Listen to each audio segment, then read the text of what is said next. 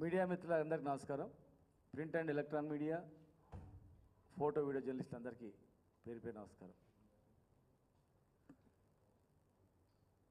ఈరోజు రాష్ట్రంలో law and order విషయంకి వస్తే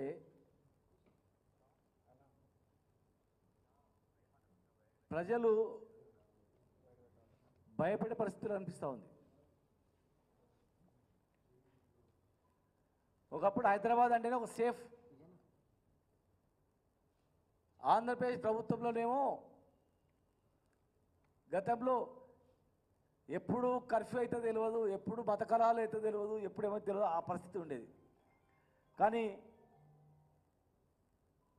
తెలంగాణ రాష్ట్రం వచ్చిన తర్వాత భారతదేశంలోనే సేఫెస్ట్ ప్లేస్ అంటే కేవలం హైదరాబాద్, తెలంగాణ అని చెప్పి ఒక పేరు ఉండేది, బ్రాండ్. మహిళ అర్ధరాత్రి, గాంధీ మహాత్మ అర్ధరాత్రి మహిళ ఒంటరిగా పోయినప్పుడే స్వాతంత్రం వచ్చినట్లనేది.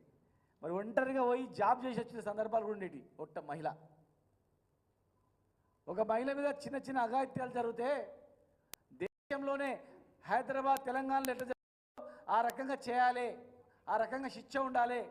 మహిళల జోలికి పోవాలంటే ఎవరైనా ఆ ఎగ్జాంపుల్ తీసుకొని ఈ రకంగా పరిపాలించాలనేటట్లు అనేక సంఘటనలు, శంషాబాద్ సంఘటనలు కావచ్చు, అనేక రకాల సంఘటనలు హైదరాబాద్లో జరిగినటువంటి, తెలంగాణ జరిగినటువంటివి చూసి మనం మాదిరిగా చేయాలనేటువంటి ప్రభుత్వాలు అనేటువంటివి ఆ రాష్ట్ర ప్రజలు తెలంగాణ మాదిరిగా చేయాలి ఇట్లా అని చెప్పేది. కానీ ఇప్పుడు ఎక్కడిది? 6 నెలల్లో బయటికి వెళ్ళాలంటేనే భయపడే పరిస్థితి. ఫోన్లలో విజువల్ చూస్తే వణికిపోతున్నారు. వెంటాడి నరకడం, భయం లేకుండా పట్టపగలు. అసలు నిన్న జరిగినటువంటి సంఘటన మహిళ షాద్నగర్ చూస్తే మా జిల్లాలో అతి దారుణం. ఈ 10 సంవత్సరాల్లో ఇటువంటి సంఘటన ఎప్పుడు వినలే. ఈ 10 సంవత్సరాల్లో ఇలాంటివి ఎక్కడ కూడా వినలే. అంటే జనరల్గా యథా రాజా తదా ప్రజ అన్నట్టు ప్రభుత్వం ఎట్లా విధానం ఉంటే డిపార్ట్మెంట్లు కూడా అట్లా పనిచేస్తాయి. ప్రభుత్వ విధానాన్ని అనుగుణంగా కింద వ్యవస్థ అనేది పనిచేస్తుంది, ప్రభుత్వ పాలసీ ప్రకారం పనిచేస్తుంది. నేను అనుకుంటా ఉన్నా మరి ఇప్పుడు ఈ ప్రభుత్వ పాలసీ అందరినీ భయపెట్టేయడము, రైతులు పోయి భూమి, నేను వెంకటరెడ్డి అనే ఒక రైతు పోయి దౌర్జన్యం జరుగుతుందని మొదలుపెట్టుకుంటే వినకపోతే పురుగుల మందు దానికి పోయిన ఆయన. ఒక మహిళ దొంగతనం చేస్తే ఒక మహిళను పోలీసులు మొగోళ్ళు కొట్టి, బట్టలు తీసి చెడ్డేసి కొట్టి మళ్ళీ ఇంటికాడ పంపించమంటే మగవాళ్ళని చెంపదెబ్బ కొట్టాలంటే కూడా భయపడేది. నిజంగా ఈయన నేరస్తుడో కాదో ఉట్టి అనుమానం మీద కొట్టొద్దు అని భయపడిన సందర్భాలు ఉండేటివి. ఇవాళ ఏది నిర్ధారణ కాకముందు ఒప్పుకోవాలని చెప్పి ఒక మహిళను దళిత మహిళను ఇలా దళిత మహిళను బట్టలు ఊడదీసి కొట్టి ఇంటికి పంపించారు కొడుకు ముందరంటే దేశంలో ఎక్కడైనా ఉందా ఇలాంటి పరిస్థితి? వ్యవస్థ ఎవరు చెప్పుకోవాలి? పోలీసు చెప్పుకుని న్యాయం జరుగుతుంది, పోలీస్ స్టేషన్కి పోవాలంటేనే ఇలా భయపడే పరిస్థితి వచ్చిందంటే ముఖ్యమంత్రి గారే దీనికి, హోమ్ మినిస్టర్ గారు కూడా మరి లా అండ్ ఆర్డర్ పైన ముఖ్యంగా ఎవరైనా పెట్టుబడి పెట్టాలని తెలంగాణకు రావాలంటే ఎవరైనా శాంతి భద్రతలు చూస్తారు, క్రైమ్ రేట్ చూస్తారు, ఎంత ఉంది అనేది, మహిళల పట్ల ఎట్లుందని చూస్తారు, దొంగతనాలు చూస్తారు, దోపిడీలు చూస్తారు, దౌర్జన్యాలు చూస్తారు, క్రైమ్ రేట్ ప్రకారం పెట్టుబడి పెట్టడానికి వస్తారు. ఇలా ఎన్ని కేసులు? దాదాపు 2,13,000 కేసులు నమోదైనాయంట. అంటే దాదాపు 8-9% క్రైమ్ రేట్ పెరిగిపోయింది. దొంగతనం కేసును ఒప్పుకోవాలని 3rd డిగ్రీ పెట్టి కొడతారు. దౌర్జన్యంగా ఈ కేసును ఒప్పుకోవాలని బెదిరిస్తారు. ఎటు చూసినా గాంజా, మాదక ద్రవ్యాలు, మహిళల పట్ల దౌర్జన్యాలు, ఆర్టీసీ బస్సులో రేపు, చిన్నపిల్లల పట్ల హత్యలు, కిడ్నాప్లు, ప్రేమకు ఒప్పుకోలేని మహిళను హత్య చేయడం, తండ్రిని హత్య చేయడం, వధువరుడు వాళ్ళ కుటుంబీకులు వాళ్ళ మీద దాడి చేయడం, హత్యలు, మానభంగాలు, దోపిడీలు, గాంజాలు, చివరకు బిచ్చగాడిని కూడా హత్య చేయడం జరిగింది. అంటే బిచ్చగాళ్ళు కూడా బయట తిరగాలంటే రాత్రిపూట భయపడి బతికే పరిస్థితి వచ్చింది ఈరోజు.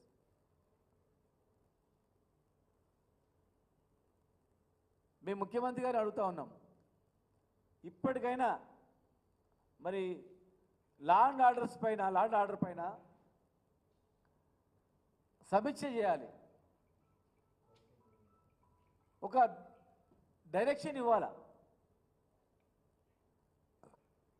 తప్పు చేసిన వాళ్ళను శిక్షించండి, కానీ తప్పు చేయకున్నా తప్పు చేసిండొచ్చో ఏమో అని చెప్పి శిక్షించడం చట్టంలో ఎక్కడుంది?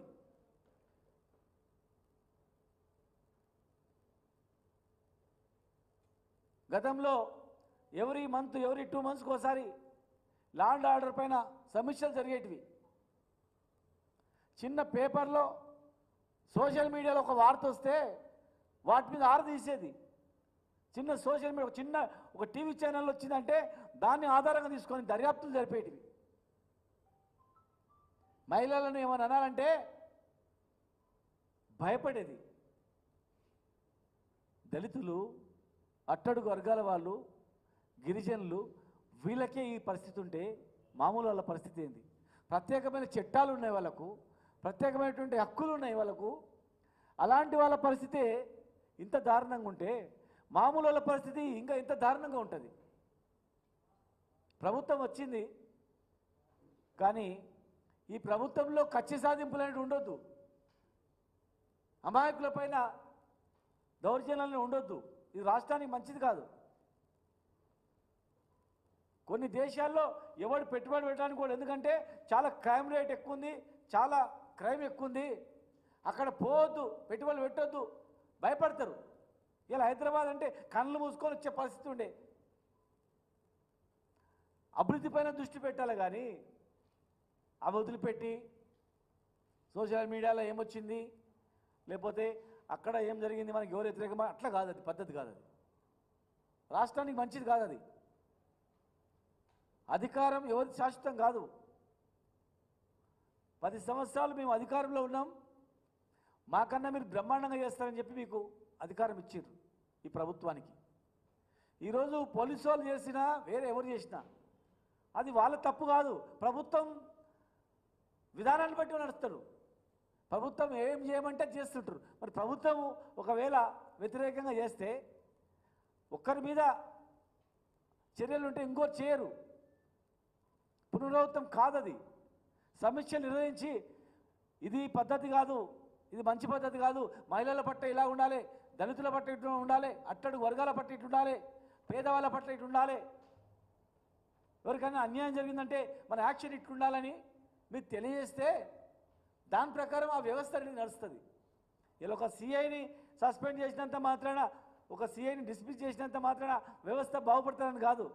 ప్రభుత్వ పాలసీ బయట పెట్టాలి, లా అండ్ ఆర్డర్ పైన సమీక్షించాలి, సమయం లేకపోతే ఇంకెవరికైనా బాధ్యతలు అప్పచెప్పి వాళ్ళ దగ్గర రివ్యూ చేయించాలి.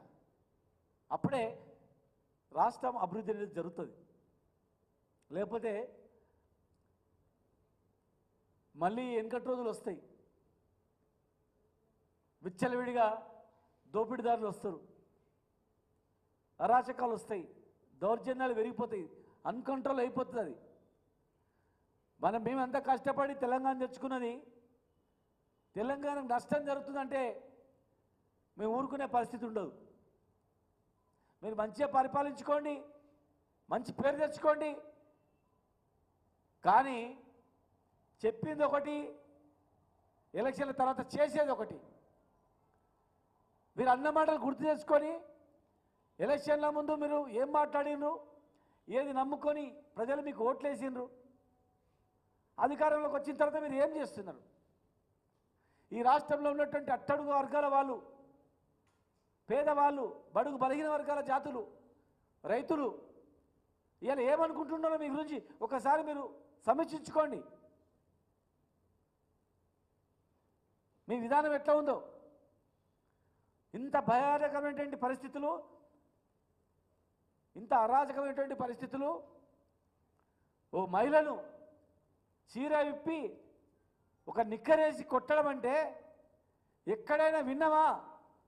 ఇలాంటి పరిస్థితి ఎక్కడైనా ఉందా? చెప్పుకోవడానికే సిగ్గనిపిస్తూ ఉంది. మా రాష్ట్రంలో ఇట్లా జరిగింది ఒక మహిళ పైన అంటే బాధ అవుతూ ఉంటుంది. ఉచిత బస్సు మహిళకిచ్చి తిరగండి అమ్మ అన్నంత మాత్రాన మహిళలు సంతోషపడతారు అనుకోకండి. ఏ మహిళ ఈరోజు సంతోషపడతలేదు. మహిళలకు కావాల్సింది ఒక రక్షణ, మహిళలకు కావాల్సింది సెల్ఫ్ రెస్పెక్ట్, గౌరవం. నడుచుకుంటూ పోతారు, వస్తారు. మిరపపడి అన్నం తింటారు, చట్నీ అన్నం తింటారు, కానీ గౌరవం లేకుండా భయభ్రాంతులతో మహిళలు ఉండలేరు. ఆత్మగౌరవం పట్టుకొని మహిళ బతకలేదు. తెలంగాణలో పడి సస్తుంది, కానీ మాట పడినటువంటి చరిత్ర ఈ తెలంగాణ గడ్డ మీద ఉంది. అలాంటి మహిళలపైన ఇలాంటి దాడులు జరుగుతున్నాయంటే ఒకటా రెండా? హత్యలు, మానభంగాలు, దౌర్జన్యాలు, చివరకు పోలీసులే డిపార్ట్మెంటే ఆ పని చేస్తే ఎవరు చెప్పుకోవాలా? తండ్రే బిడ్డను దౌర్జన్యం చేస్తే, తండ్రే కొడుకు మీద దౌర్జన్యం చేస్తే బయట ఎవరు చెప్పుకుంటారు? వీళ్ళని కాపాడాల్సింది తల్లి తండ్రి, పోలీసే తల్లిదండ్రి కాపాడాల, ప్రభుత్వమే తల్లిదండ్రే కాపాడాలి. కానీ మీ ప్రభుత్వమే ఈ పాలసీ పెట్టి పోటీల మీద పడి వీళ్ళు ఇదే పనిలో ఉన్నారు. చాలామంది డిపార్ట్మెంట్లో ఇదే పని మీద ఉన్నారు. వాడిని పిలిపియాలి, వీని పిలిపియాలి, వాని బెదిరియాలి, వీని బెదిరియాలి, వాని కంట్రోల్ చేయాలి. ఇది ఎంతవరకు మనస్ఫూర్తిగా రావాలి? ప్రభుత్వాన్ని గౌరవించేది, మిమ్మల్ని గౌరవించేది, నాయకులను, ప్రజాప్రతినిధులను గౌరవించేది మనస్ఫూర్తిగా రావాలా? ప్రజలు మిమ్మల్ని మనస్ఫూర్తిగా నిండు మనసుతో దీవించాలి తప్ప భయంతో ఉన్నంత మాత్రాన కాదు అది. ఇది తెలంగాణ ఏదో ఉంటుంది, నివురు కప్పిన నిప్పులా ఉంటుంది తప్ప ఇదేదో చాతగాందనం అనుకోకండి. ఓ అగ్నిపర్వతంలా పుట్టుకొస్తుంది, అగ్నిపర్వతాలు ఎగిసిపడుతుంది. సహనము, ఓపిక అనేది నశించిన తర్వాత అది వేరే ఉంటుంది. ప్రజల నుంచి వచ్చిన తిరుగుబాటు అనేది. హైదరాబాద్ బ్రాండ్ ఇమేజ్ పోగొట్టకుండా, తెలంగాణ బ్రాండ్ ఇమేజ్ పోగొట్టకుండా ప్రభుత్వం తక్షణమే లా అండ్ ఆర్డర్ మీటింగ్ పెట్టి ప్రభుత్వ విధానాలను, దశ దిశ నిర్దేశాలను యంత్రాంగానికి ఇచ్చి మహిళల పట్ల ఒక భరోసా ఇచ్చి భవిష్యత్తులో ఇలాంటిది పునరావృతం కాకుండా మాదే బాధ్యత అని చెప్పి, ప్లస్ అణచివేతలు, అక్రమాలు, దౌర్జన్యాలను బంద్ చేసి పాలనా యంత్రాంగం పట్ల, పరిపాలన పట్ల దృష్టి పెట్టి సంవత్సరం దగ్గర అయిపోయింది. అయిపోయాయి. మళ్ళీ 3 సంవత్సరాలే. తర్వాత లాస్ట్ ఇయర్ మళ్ళీ ఎలక్షన్దే. మీరు చేయాల్సింది 3 సంవత్సరాలే. 1 ఇయర్ అయిపోయింది. ఈ 8-9 నెలల్లో ఏం చేసినామో చూసుకోండి. మీరు ఇచ్చిన వాగ్దానాలు ఎన్ని నెరవేర్చిందో చూసుకోండి. మీరంటే సరిపోదు, ప్రజలనాల. ఇచ్చిన మాట తప్పకుండా ఎలక్షన్ మేనిఫెస్టోలు ముందర పెట్టుకోండి.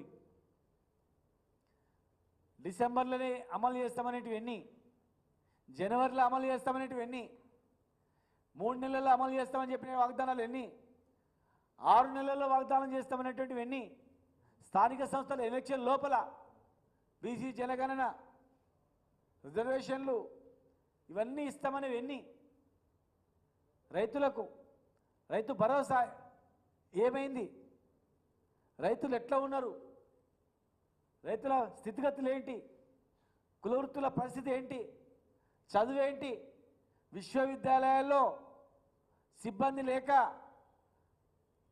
వంట చేసే సిబ్బంది కూడా లేక, అన్నం సరిగా పెడతలేరని చెప్పి విద్యార్థులు ఆందోళన చేస్తూ ఉన్నారు. హాస్టళ్లలో అన్నం సరిగా లేదని చెప్పి విద్యార్థులు ఏడుస్తూ ఉన్నారు. బీసీ, ఎస్సీ, ఎస్టీ, మైనార్టీ గురుకులాల్లో అధ్వానమైనటువంటి పరిస్థితి ఉంది. పరిపాలన గాడికి తప్పింది. యూనివర్సిటీలలో లెక్చరర్ పోస్టులు ఖాళీగా ఉన్నాయి. చెప్పే నాథుడే లేడు. మరి కాంట్రాక్ట్ పద్ధతిని తీసుకుంటారా, టైం స్కేల్లో తీసుకుంటారా? ఆ విద్యార్థులు మరి నమ్ముకొని విశ్వవిద్యాలయాలు జాయిన్ అయినరు. ప్రైవేటుగా ధీటుగా విద్యా వ్యవస్థను, యూనివర్సిటీలను తయారు చేయాల్సిన అవసరం ఉంది. వాటిపైన మీరు దృష్టి పెట్టండి. కక్ష సాధింపులు బంద్ చేయండి. పరిపాలన మీద దృష్టి పెట్టి చూడండి. హాస్పిటల్లో పరిస్థితులు చూడండి. గోళీలు ఉన్నాయా లేదా, ఇంజెక్షన్స్ ఉన్నాయా లేదా, హాస్టల్లో బువ సరిగా ఉందా లేదా, టీచర్స్ ఉన్నారా లేదా, సరైన సిబ్బంది ఉందా లేదా, రిక్రూట్మెంట్ ఎట్లా చేయాలి, నిరుద్యోగ యువకులకు ఏం హామీ ఇచ్చినాం? అశోక్ నగర్లో అరెస్ట్ చేసి లోపల పెట్టినంత మాత్రాన, వాళ్ళ గొంతు నొక్కినంత మాత్రాన కాదు కదా. మిమ్మల్ని నమ్ముకొని మీ వెంట ఉన్నారు. మరి 6 నెలల్లోనే తిరుగుబాటు వచ్చిందంటే ఏం తప్పుందని సమీక్షించుకోరా? అడిగినా గొంతునే నొక్కేస్తామంటే, ప్రశ్నించే గొంతునే పిసికేస్తామంటే అది ఎంతవరకు సమంజసం? మేము ఉద్యమకారులుగా తెలంగాణ దినదిన అభివృద్ధి చెందుతుందంటే అది ఏ ప్రభుత్వం చేసినా, ఏ పార్టీ చేసినా సంతోషపడేవాళ్ళం. మేము కష్టపడి తెచ్చుకున్న తెలంగాణ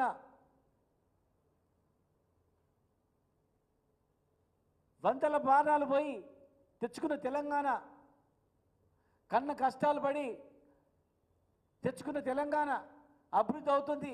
సరే, మా చేతిలో అధికారం లేకపోయినా వాళ్ళు బాగు చేస్తున్నారు అంటే తెలంగాణ తెచ్చుకున్న వాళ్ళు సంతోషపడతారు. ఎవరు డెవలప్ చేసినా కానీ, తెలంగాణ ఎస్ అన్నోళ్ళు కానీ, తెలంగాణ నో అన్నోళ్ళు కానీ ఇలా ఉన్నారు, పని చేస్తున్నా అంటే సరే ఇప్పుడు మంచి పని చేస్తున్నా అనుకునే వాళ్ళం మేము. కానీ 10 ఏళ్ళు ఒక స్థాయిలో వెళ్ళి మళ్ళీ ఇప్పుడు తెలంగాణ అనగానే భయభ్రాంతులకు గురేటట్టు చేయడం అనేది దౌర్జన్యాలు, గ్రామీణ ప్రాంతాల్లో దౌర్జన్యాలు, భయభ్రాంతులకు గురి చేయడాలు, పేద వర్గాల పట్ల చిన్నచూపు చూడడం, అట్టడుగు వర్గాల పట్ల చిన్నచూపు చూడడం, ఇది మీ పాలసీయా అని మేము అడుగుతా ఉన్నాం. ఇది పేదల ప్రభుత్వమా లేకపోతే పెత్తందారుల ప్రభుత్వమా అని మేము అడుగుతా ఉన్నాం. పేదలకు న్యాయం జరగదా? ఇలాంటివి ఇంకెన్ని సంవత్సరాలు భరించాలా వీళ్ళు? దయచేసి సమీక్షించుకోండి. పునరావృతం కాకుండా చేయాలి. ఈ అట్టడుగు వర్గాల జాతులకు ఒక భరోసా ఇవ్వాలి. ఈరోజు దళిత మహిళపై జరిగినటువంటి ఇలాంటివి మళ్ళీ భవిష్యత్తులో జరగదని చెప్పి వాగ్దానం కూడా ప్రజలకు ఒక భరోసా కూడా ఇవ్వాలి. డీజీపీ గారు కూడా ఇమ్మీడియట్గా రాష్ట్రంలో ఉన్నటువంటి శాంతి భద్రతల పట్ల సమీక్ష చేసి ఎన్ని కేసులు బుక్ అవుతున్నాయి, అసలు పోలీస్ డిపార్ట్మెంట్లో ఎస్హెచ్ఓ ఏం చేయాలా, వాళ్ళు చేస్తున్న పని ఏంటి ఈరోజు ఒకసారి మీరు సమీక్షించి అడగండి.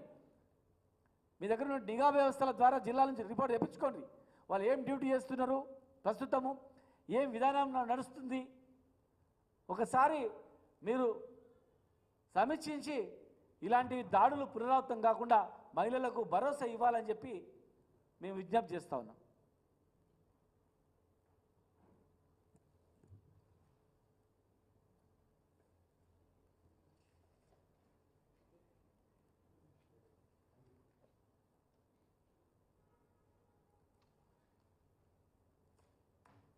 ఓకేనా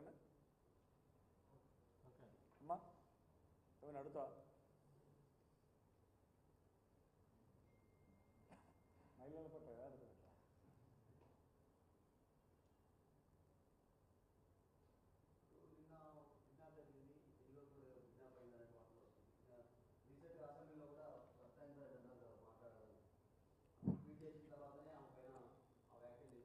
ఇప్పుడు ఒక అసెంబ్లీలో ప్రజాస్వామ్యాన్ని కాపాడే ప్రజాప్రతినిధులు చట్టాలను తయారు చేసి ప్రజల యొక్క భరోసా, ప్రజలకు అన్ని రకాలుగా రక్షణ కల్పించి చట్టాలు తీసుకొచ్చేటువంటి ప్రజాప్రతినిధులే నీ తోలు తీస్తాం, నీ ఎముకలు తీస్తాం, నీ బొక్కలు తీస్తామంటే ఇక మామూలు వాళ్ళ పరిస్థితి ఏమిటో చెప్పండి. నిన్న దోపిడీ జరిగిందని మీరు చెప్తున్నారు, ఇవాళ కిడ్నాప్ అయిందని చెప్తున్నారు, మొన్న అయిందని చెప్తున్నారు. ఒక్కసారి ఒక చిన్న కేసు అయితే ఇమ్మీడియట్గా సమీక్ష జరిగి మళ్ళీ కావద్దని డైరెక్షన్ ఇస్తే, తప్పు చేసిన వాళ్ళపైన కఠిన శిక్షరిస్తే, అప్పుడు ఆ తప్పు చేయించే వాళ్ళు ఎవరైనా ఏ ప్రజాప్రతినిధి అయినా సరే, లేదు ఎవరు డబ్బులతో చేయించినా, పలుకుబడితో చేయించినా, లేదు ఇంకా ఏ దాంతో చేయించినా, ఒక సంఘటన జరిగినప్పుడు ఆ సంఘటన మళ్ళీ రిపీట్ కాకుండా చట్టపరమైనటువంటి చర్యలు ఎప్పుడైతే ఉంటాయో అప్పుడు మళ్ళీ జరగవు. గతంలో ఒక మహిళ పైన సామూహికంగా అత్యాచారం చేసింది గతంలో మా ప్రభుత్వ హయాంలో. ఇమ్మీడియట్గా ప్రభుత్వం విధానం ప్రకారం కఠిన చర్యలు చేపట్టబడ్డాయి. అప్పుడు మళ్ళీ ఒక మహిళను ఇట్లా ముట్టుకోవాలన్నా, అర్ధరాత్రి పోతుంటే బనాయించాలన్నా, ఏమని అనాలన్నా మళ్ళా ఒళ్ళు ఇట్లా జిల్లు అనేటట్లు భయపడేటట్లు వాళ్ళ దగ్గర పోకుండా ఒక యాక్షన్ అనేది ఉండే. అట్లా ఇప్పుడు కూడా కిడ్నాప్ గురైన వాడు కిడ్నాప్ చేసి మళ్ళా హాయిగా తిరిగింది అనుకోండి, హత్యలు చేసి బయట హాయిగా తిరిగింది అనుకోండి, రేపులు చేసి హాయిగా తిరిగింది అనుకోండి, నిందితుడే కార్లు పట్టుకో అనుమానంతోనే కార్లు తీసుకొచ్చి ఆయన ముందరనే చితుకబాది మళ్ళీ ఆయన కార్లనే ఇంటికి పంపించిందంటే ఎక్కడ పోతుంది ఈ పరిపాలన? ఎక్కడ ఏమవుతుంది? ఎవరైనా మాట్లాడవచ్చు, మీ ఇంట్లో కూడా సంఘటన జరిగితే మీకు అర్థమవుతుంది.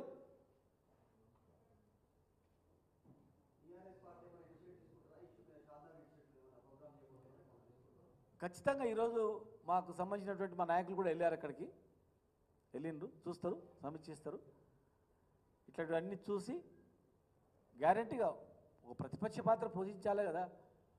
ప్రతిపక్ష పాత్ర పోషిస్తేనే వాళ్ళకు కూడా అడిగే వాళ్ళు ఉంటేనే, అరే అడుగుతుంటారు, ప్రశ్నించే వాళ్ళు ఉంటేనే ఒక భయంతో అలర్ట్తో ముందుకు పోతారు. మీరు అనేది అనండి, మేము చేస్తామంటే ఇక ప్రజల తిరుగుబాటు ఉంటుంది, ప్రజల నుంచి తిరుగుబాటు వస్తుంది.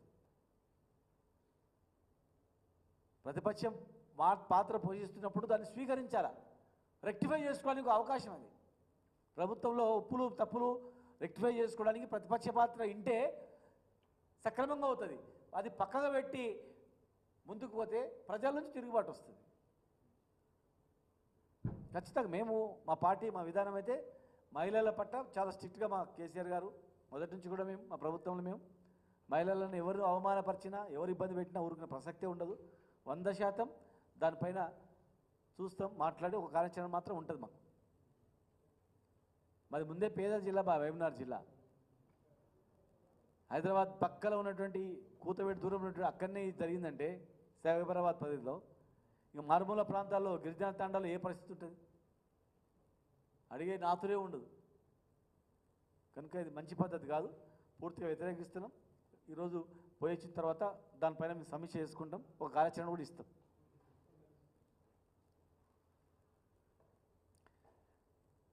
ఇది రాష్ట్రానికి, రాష్ట్ర అభివృద్ధికే పనికిరాదు. ఇది ఎవడు రాడు ఈ రాష్ట్రానికి.